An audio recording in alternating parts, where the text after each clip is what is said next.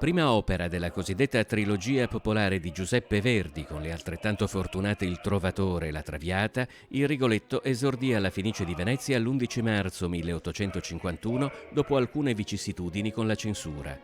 Verdi era entusiasta della pièce Il Re si diverte di Victor Hugo, su cui si basava il libretto di Francesco Maria Piave, ritenendo la creazione degna di Shakespeare.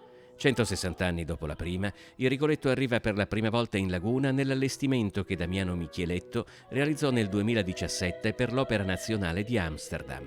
Questo Rigoletto è ambientato in una prigione mentale, in una prigione nella quale Rigoletto è costretto a partire proprio dalla fine dell'opera, quando la figlia di Rigoletto, Gilda, è morta e quest'uomo si sente colpevole della morte di Gilda, l'unica creatura che lui aveva, l'unico amore. In questa suggestiva messa in scena, il regista veneziano ambienta la tragica azione in un manicomio, dove il buffone di corte è stato rinchiuso dopo essere impazzito di dolore per aver involontariamente provocato la morte della figlia. La storia è un lungo flashback dove Rigoletto rivive tutto quello che è successo e si sente un uomo maledetto, un uomo in colpa per aver distrutto questa vita umana.